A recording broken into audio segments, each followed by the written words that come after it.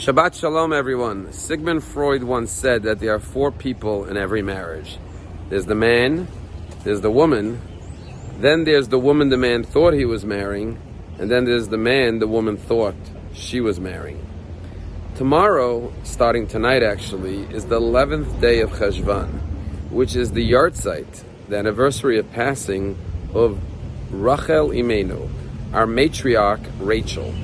Now Rachel, of course, was the wife of Jacob, the third patriarch. Jacob was, of course, the grandson of Abraham, who we learn about in this week's Torah portion. But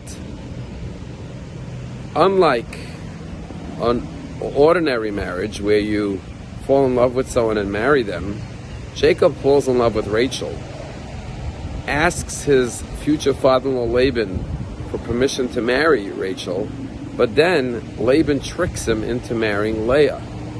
And only after marrying Leah does he eventually get to marry Rachel as well. Obviously, in those days, people had more than one wife. And the 12 tribes of Israel, the Jewish nation, emerged from the two wives of Rachel and Leah married to Jacob.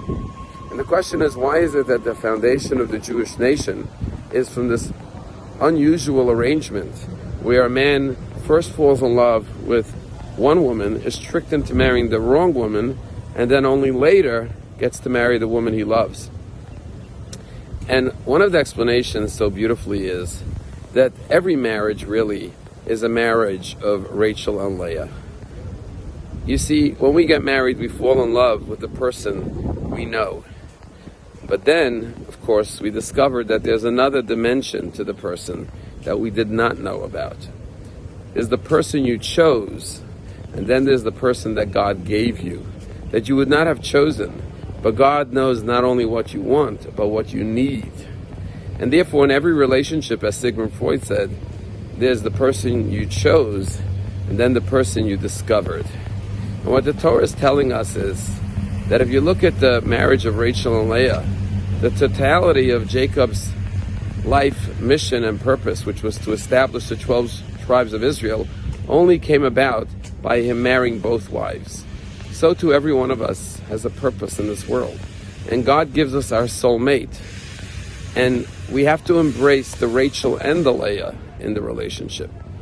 The woman must accept and embrace and love unconditionally the part of her husband that she did not necessarily choose, but receive, because that's what God intended for you, as the husband needs to embrace the Rachel and the Leah in his wife. And ultimately we discover that by showing that unconditional love, we're able to fulfill our ultimate destiny and purpose in this world, because marriage is not just an arrangement for joy and for pleasure, but marriage is intended to help us become the person that we need to become through our Ezer Kenegdo, our our soulmate that God placed alongside of us. There is a story told about this husband and wife, and she felt overlooked at work. She felt that she was not given the promotions she was due. And she decided that one day she would go speak to her boss about it. When she came home from work, she was delighted to tell her husband that her boss acknowledged that he had not given her the proper promotions and was going to give her a promotion and a raise. And when she came home with the exciting news, she saw that her husband prepared a feast with balloons to celebrate and handed her a beautiful card wishing her mazel tov and her promotion. And she asked her husband, "How did you know before I came home that my boss said yes?" And he said, "I just had confidence that knowing who you are, he would realize how valuable you are and would give it to you." At the end of the dinner, as she was cleaning up, she discovered a second card that had fallen out of his pocket. And this card was not a congratulations card, but a card of love, where he wrote to her, "My dear beloved wife, I threw this party to celebrate you, regardless of the fact whether or not you got the promotion.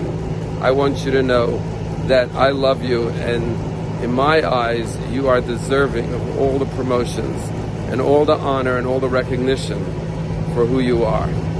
She then realized that her husband had prepared 2 cards, so no matter what, he was going to celebrate her. That's the definition of unconditional love, embracing, loving, and celebrating the Rachel and the Leah in your marriage. Have a wonderful day.